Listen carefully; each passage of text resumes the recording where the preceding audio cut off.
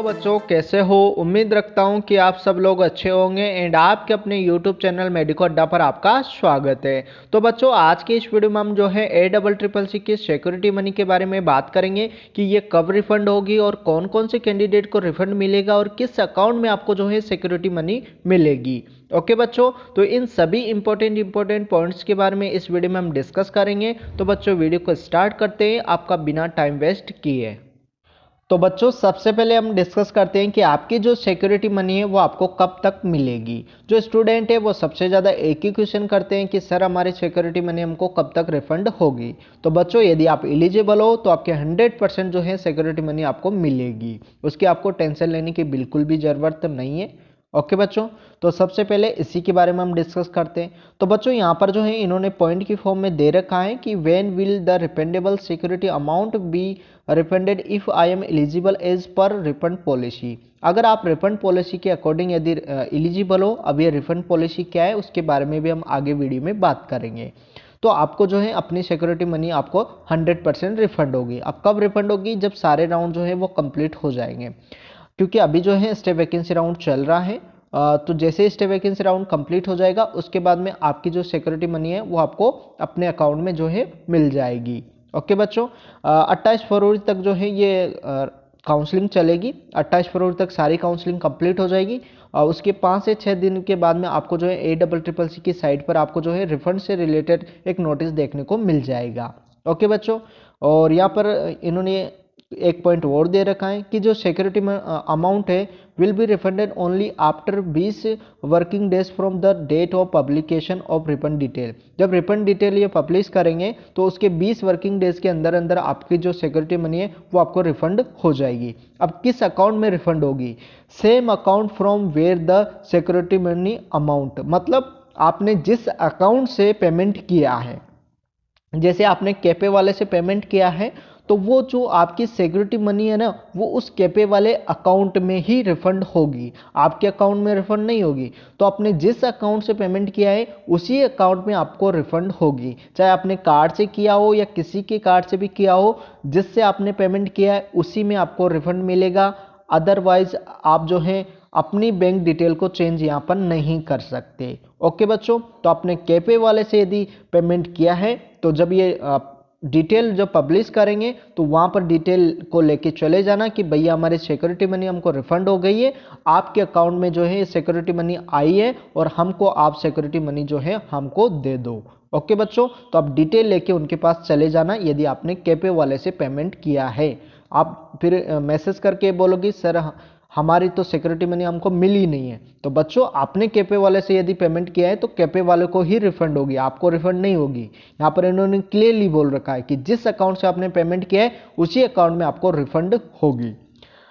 यहाँ पर बोल रखा है कि आप जो है अकाउंट डिटेल को चेंज कर सकते हो तो नो, आप अपनी जो अकाउंट डिटेल को वो चेंज नहीं। अगर आप चाहते हो कि हमको जो है दूसरे कार्ड या बैंक में हमको जो सिक्योरिटी मनी है वो चाहिए तो आप ऐसा नहीं कर सकते। यहाँ पर इन्होंने क्लियरली जो है मना कर दी है। तो बच्चों, यदि आपने कैफे वाले से करवाया है तो आप उनके पास डिटेल लेके चले जाना, उनसे बोल देना भैया हमारी सिक्योरिटी मनी हमको रिफंड हो गई है और आप हमारी सिक्योरिटी मनी हमको दे दो। ओके बच्चों, अब बात करते हैं इसकी जो रिफंड पॉलिसी है वो क्या है, किस किस कैंडिडेट को जो है रिफंड मिलेगा और किस किस कैंडिडेट को जो है रिफंड नहीं मिलेगा। ओके बच्चों, तो बच्चों अब बात करते हैं कि किन किन कैंडिडेट को सिक्योरिटी मनी रिफंड होगी और किन किन कैंडिडेट को नहीं। ओके बच्चों, तो जिन भी कैंडिडेट को फर्स्ट राउंड में सीट अलॉट हुई है और उन्होंने फ्री एग्जिट कर लिया है तो उनको सिक्योरिटी मनी जो है वो रिफंड होगी। और सेकंड राउंड में जिन कैंडिडेट को सीट अलॉट हुई है लेकिन उन्होंने ज्वाइन नहीं किया, उससे पहले उन्होंने फ्री एग्जिट कर लिया, तो उनको भी सिक्योरिटी मनी जो है रिफंड होगी। लेकिन उन्होंने ज्वाइन कर लिया फिर यदि उन्होंने सीट छोड़ी है तो फिर उनको सिक्योरिटी मनी जो है वो रिफंड नहीं होगी। ओके बच्चों, और जो थर्ड राउंड या मॉपअप राउंड है इसमें एग्जिट का कोई ऑप्शन नहीं था। तो यदि आपको इसमें कोई भी सीट अलॉट हुई है थर्ड राउंड या मॉपअप राउंड में और आपने ज्वाइन नहीं किया है तो फिर आपको सिक्योरिटी मनी जो है वो रिफंड नहीं होगी। ओके बच्चों, तो जिन भी कैंडिडेट को फर्स्ट राउंड, सेकेंड राउंड और third round, first round, second round, third round में कोई भी सीट अलॉट नहीं हुई है तो उनको सिक्योरिटी मनी जो है वो रिफंड होगी। ओके बच्चों, और जिन कैंडिडेट को फर्स्ट राउंड में सीट अलॉट हुई है लेकिन उन्होंने फ्री एग्जिट कर लिया तो उनको भी सिक्योरिटी मनी जो है वो रिफंड होगी। और सेकेंड राउंड में सीट अलॉट हुई है लेकिन ज्वाइन नहीं किया, उससे पहले फ्री एग्जिट कर लिया तो भी आपको सिक्योरिटी मनी जो है वो रिफंड होगी। और first round, second round, third round में सीट अलॉट हुई है और आपने ज्वाइन कर लिया तो भी आपको सिक्योरिटी मनी जो है वो रिफंड होगी। ओके बच्चों, जिन अब किन को रिफंड नहीं होगी, तो जिन कैंडिडेट ने सेकेंड राउंड में सीट अलॉट हुई लेकिन उन्होंने ज्वाइन कर लिया और उसके बाद उन्होंने सीट छोड़ दी तो उनको रिफंड नहीं होगी। और थर्ड राउंड में जिसको भी सीट अलॉट हुई है लेकिन उन्होंने ज्वाइन नहीं किया तो उनको भी सिक्योरिटी मनी जो है वो रिफंड नहीं होगी। ओके बच्चों, तो आई होप कि आपको समझ में आ गया होगा कि किस किस कैंडिडेट को रिफंड होगी और किस किस को नहीं। अगर फिर भी समझ में नहीं आए तो आप मुझे कमेंट करके पूछ सकते हो।